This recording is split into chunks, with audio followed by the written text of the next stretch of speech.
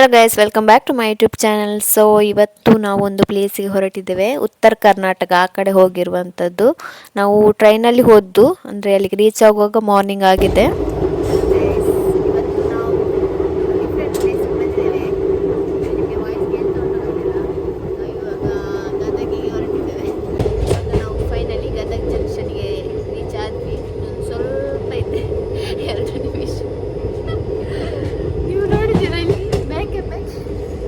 So ಇದೊಂದು special experience ಅಂತ ಹೇಳ್ಬೋದು. ಯಾಕಂತ ಹೇಳಿದರೆ ನಾನು ಟ್ರೈನಲ್ಲಿ ಎಲ್ಲ ಈ ಥರ ಹೋಗಿ ಇರಲಿಕ್ಕಿಲ್ಲ, ಇದು ಫಸ್ಟ್ ಟೈಮ್ ಹೋಗ್ತಾ ಇರೋದು. ಸೊ ಸಣ್ಣಿರುವಾಗ ಒಮ್ಮೆ ಹೋಗಿರಬೇಕು ಅಷ್ಟೇ, ಮತ್ತು ಇವಾಗಲೇ ನಾನು ಹೋಗ್ತಾ ಇರೋದು. ನೀವು ಔಟ್ಸೈಡಿಂದ ನೋಡ್ತಾ ಇರ್ಬೋದು ಅಲ್ಲಿ ಪ್ಲೇಸ್ ಎಲ್ಲ ಯಾವ ರೀತಿ ಇದೆ ಅಂತೇಳಿ. ವ್ಯೂ ಅಂತೂ ತುಂಬ ಚೆನ್ನಾಗಿತ್ತು. ನಾವು ಅಲ್ಲಿಗೆ ರೀಚ್ ಆಗುವಾಗ ಮಾರ್ನಿಂಗ್ ಆಗಿದೆ, ಹಾಗಾಗಿ ನಾವು ಫೈನಲಿ ಅಂದರೆ ರೈಲ್ವೆ ಸ್ಟೇಷನ್ಗೆ ರೀಚ್ ಆದ್ವಿ.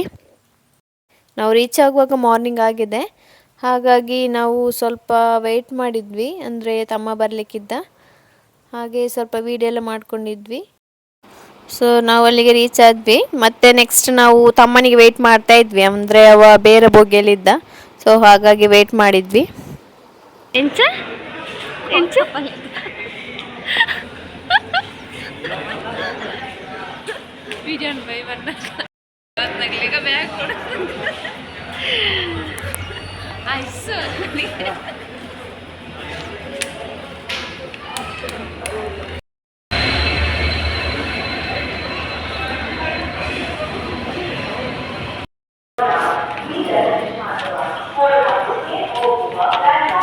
ನಾವು ಗದಗಿಗೆ ಈಗ ಬಂದಿದ್ದೇವೆ.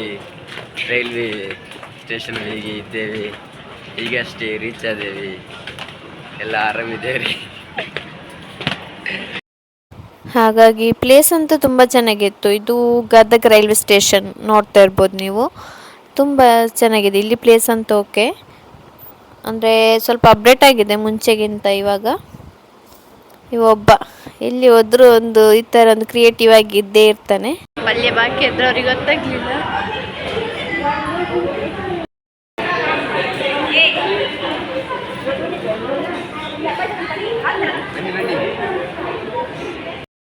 ಈ ಥರ ಶಾಪೆಲ್ಲ ನಾನು ಫಸ್ಟ್ ಟೈಮ್ ನೋಡ್ತಾ ಇರೋದು, ಅಂದರೆ ನಮ್ಮ ಕಡೆ ಹೀಗೆ ಎಲ್ಲ ಇರಲ್ಲ. ಸೊ ಇಲ್ಲಿ ಒಂದು ಡಿಫ್ರೆಂಟ್ ಶಾಪ್ ಮತ್ತು ಪ್ಲೇಸ್ ಮತ್ತು ಜನ ಎಲ್ಲ ಡಿಫ್ರೆಂಟಾಗಿ ಇರ್ತಾರೆ. ನಾವು ಬಸ್ ಸ್ಟ್ಯಾಂಡಿಗೆ ಬಂದಿದ್ದೇವೆ, ಅಂದರೆ ಪ್ಲೇಸ್ ಗೊತ್ತಿಲ್ಲ ಯಾವುದು ಅಂತೇಳಿ. ದೂರಮ್ಮೆ ಫ್ರಮ್ ದುಬೈ ಗದಗ ಬಂದೀವಿ. ಏನಂದ್ರೆ ನೆಕ್ಸ್ಟ್ ನಾವು ಆಟೋದಲ್ಲಿ ಹೋದ್ದು, ಅಂದರೆ ಈ ಥರ ಆಟೋದಲ್ಲಿ ನಾನು ಫಸ್ಟ್ ಟೈಮ್ ಹೋಗ್ತಾ ಇರೋದು. ಅಂದರೆ ಎಕ್ಸ್ಪೀರಿಯೆನ್ಸ್ ಅಂತೂ ತುಂಬ ಚೆನ್ನಾಗಿತ್ತು. ಇದೊಂದು ಗದಗ ಜಿಲ್ಲೆ ಒಂದು ನಕ್ಷೆ. ಸೊ ನೋಡ್ತಾ ಇರ್ಬೋದು ನೀವಿಲ್ಲಿ. ಸೊ ನೆಕ್ಸ್ಟ್ ನಾವು ಬಸ್ಸಲ್ಲಿ ಹೊರಟ್ವಿ, ಅಂದರೆ ಸ್ವಲ್ಪ ಹೋಗ್ಲಿಕ್ಕಿತ್ತು, ಹಾಗಾಗಿ ಬಸ್ ಸಿಕ್ಕಿತ್ತು ನಮಗೆ. ಸೊ ಬಸ್ಸಲ್ಲಿ ಹೋದ್ವಿ. ಮತ್ತು ಬಸ್ಸಲ್ಲಿ ಔಟ್ಸೈಡ್ ನೋಡೋಕೆ ಈ ಥರ ಒಂದು ವ್ಯೂ ಇತ್ತು, ಅದು ನೋಡ್ತಾ ಇರ್ಬೋದು. ಅಂದರೆ ರೋಡ್ ಸೈಡ್ ಎಲ್ಲ ಆ ಕಡೆ ಇರುವಂಥದ್ದು ಹೊಲ ಗದ್ದೆ, ಅಂದರೆ ತರಕಾರಿ ಅದೆಲ್ಲ ಬೆಳೆಯೋದು ಆ ಕಡೆನೇ.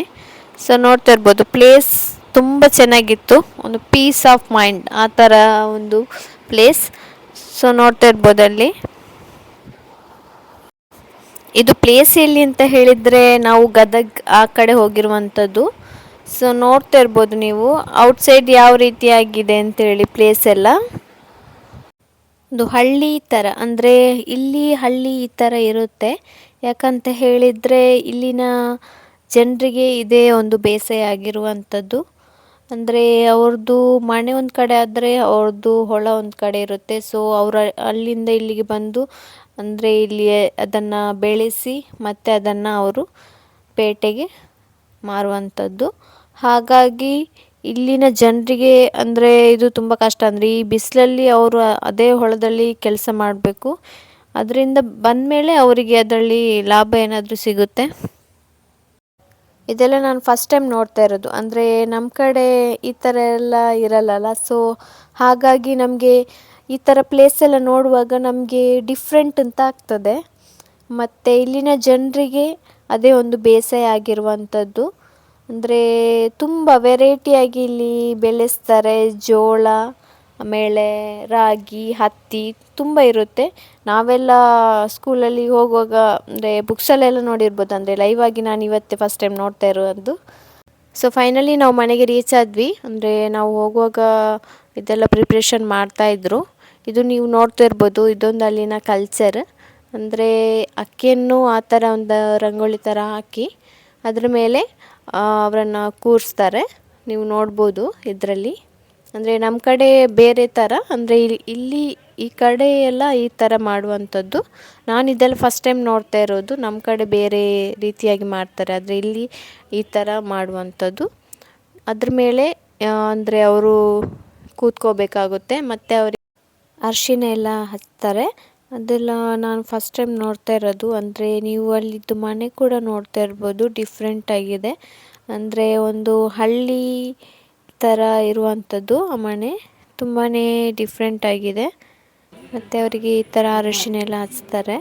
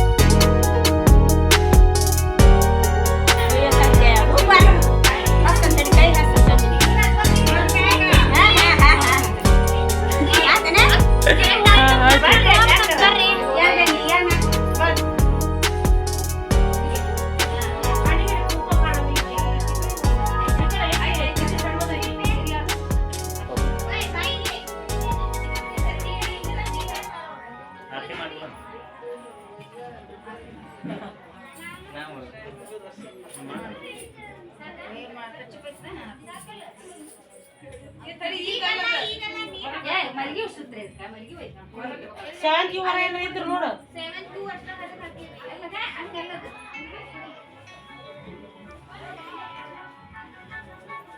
ಇಲ್ಲಿದೆ ಇದೋಡ ಸಾರಿಗೆ ಕಿತ್ತೆ ಡೌನ್ ಆಗನ ಸ್ವಲ್ಪ ವಸ್ತ್ರ ಇಲ್ಲ ಸರ್. ಕಣ್ಣಡ್ಡ ಅದು ಈ ಕಡೆದು. ಇಲ್ಲ ಅಂತ ಅಲ್ಲ ಜರ್ಮನಿದೊಂದು ರೀತಿ.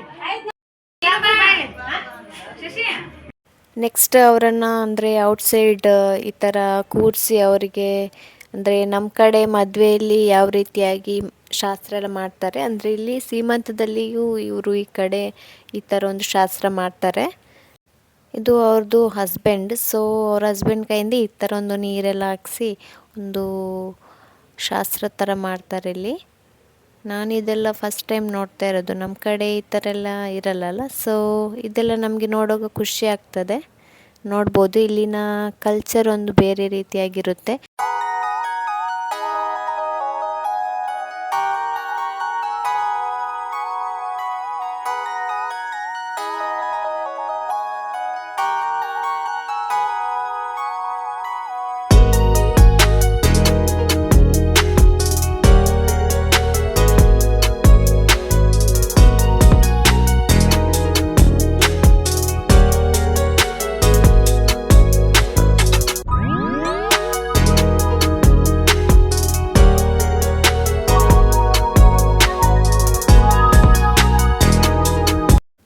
ನೆಕ್ಸ್ಟ್ ಅವರಿಗೆ ಸಾರಿ ಚೇಂಜ್ ಮಾಡಿಸಿ ಅಂದರೆ ತುಂಬ ಚೆನ್ನಾಗಿ ರೆಡಿ ಮಾಡ್ತಾರೆ. ಇಲ್ಲಿ ಇನ್ನೂ ಶಾಸ್ತ್ರ ಇದೆ, ನೀವು ನೋಡ್ಬೋದು ಈ ವಿಡಿಯೋದಲ್ಲಿ.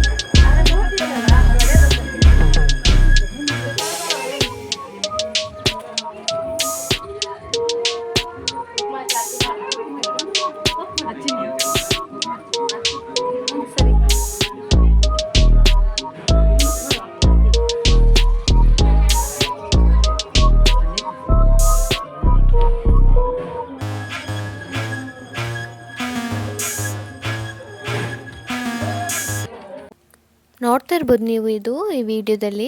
ಇದು ಅವ್ರ ಕಡೆ ಮಾಡುವಂಥದ್ದೊಂದು ಶಾಸ್ತ್ರ ಅಂತ ಹೇಳ್ಬೋದು.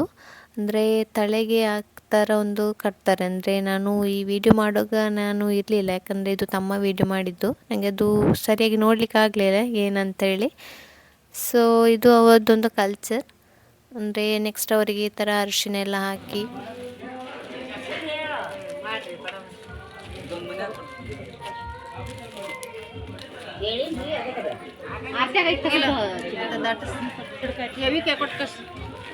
ಆರತಿ ಮಾಡಿ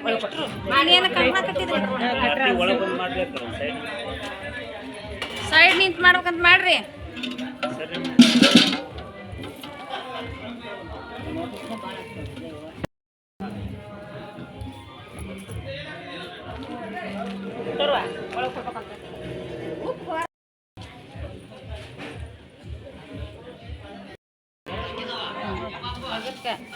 ಬಲ್ಗಾಲ್ ಇಟ್ಟು ಹೋಗುವ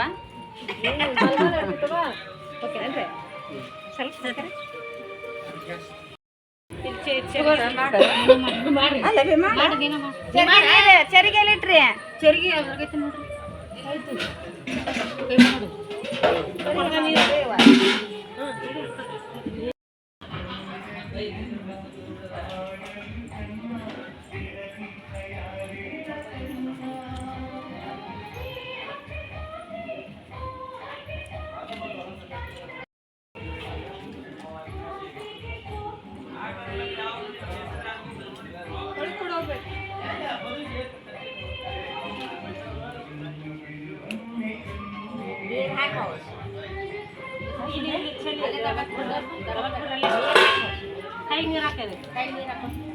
ಕಳ್ಸ್ಕಿಂಟಿ ಒಂದ ಕೈ ಹಿಡ್ಕೋರಿ. ಬಡಿಸ್ಬೇಡ್ರಿ, ಹೆಂಕಮ್ಮಕ್ಕಿಗೆ ಎದ್ದೇಳು.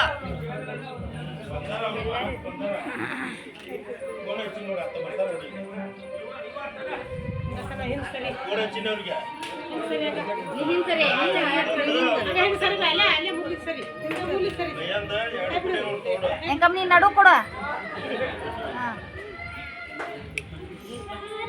ಹಾ ಇನ್ನೊಮ್ಮೆ ಕೊಡು.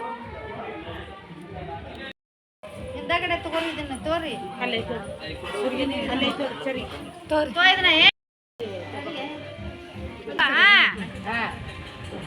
ಅದನ್ನ ಹಿಡ್ಕೋ, ಗುಂಡಿ ಎಲ್ಲ ತೆಗಿ, ಬುಟ್ಟಿನ ತುಂಬ ಹಾಕ್ರಿ.